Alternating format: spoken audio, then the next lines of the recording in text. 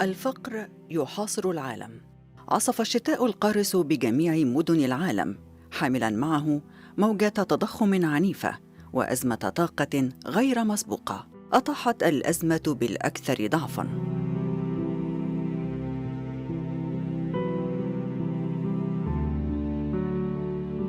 If you are poor, you sometimes have to choose between heating and eating. You're more likely to live in rented properties that are themselves poorly insulated, so they are likely to be cold and damp.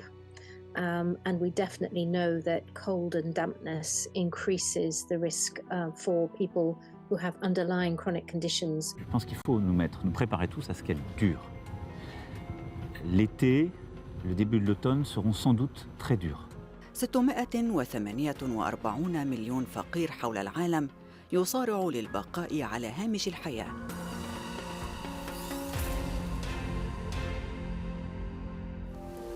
I don't think anybody in our society should have to live like this. Up to 1 million people in Germany are considered homeless. Many have jobs and seem to live normal lives, but at night they hide away in vans, garages or cellars. Nobody talks about it. How can you not feel alone? They can't afford homes of their own. Homelessness is an issue that has long since reached the heart of German society.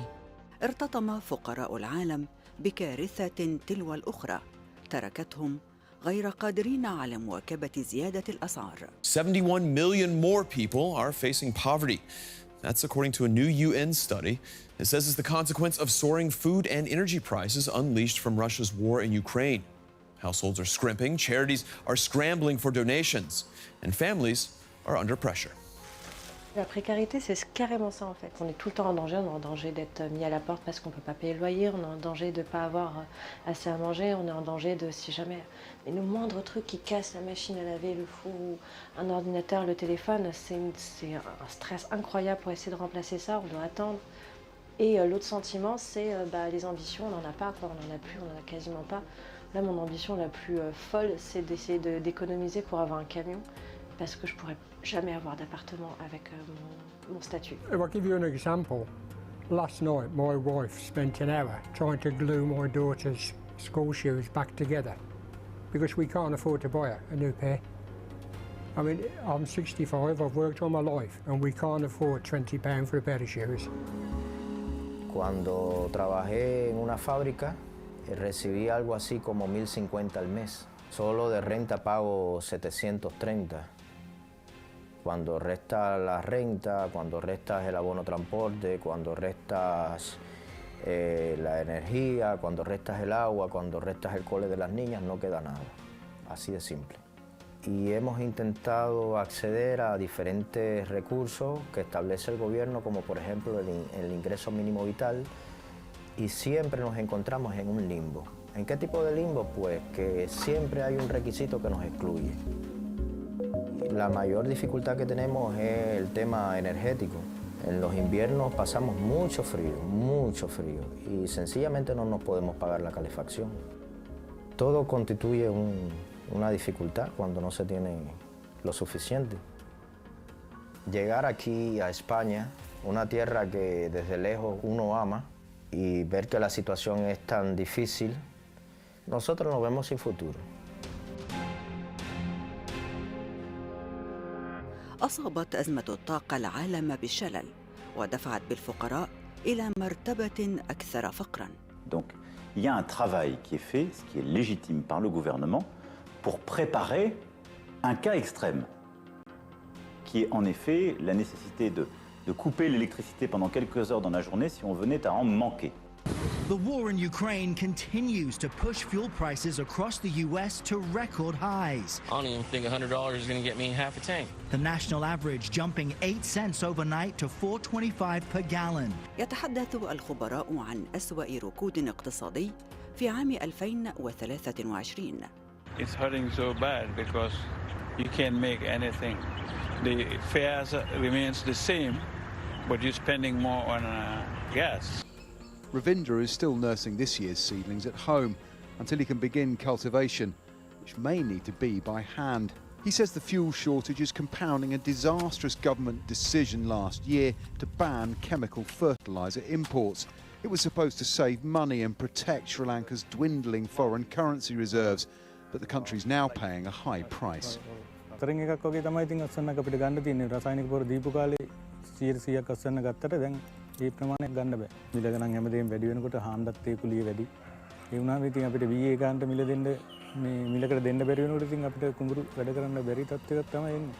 Our pension is about $1,200, but with $840 just for the rent, not even including food, sanitary items or medication, it's not enough.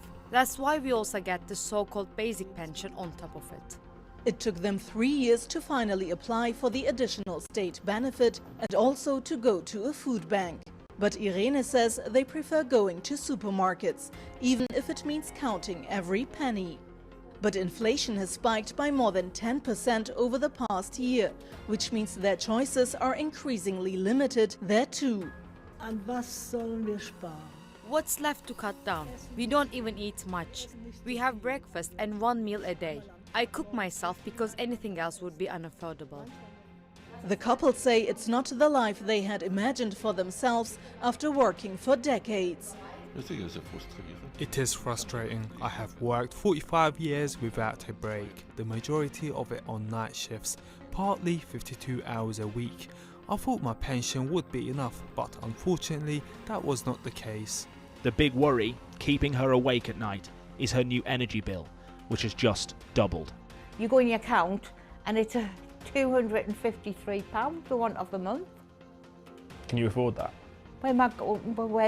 I can't know. I've never been in debt I've never had any worries with me.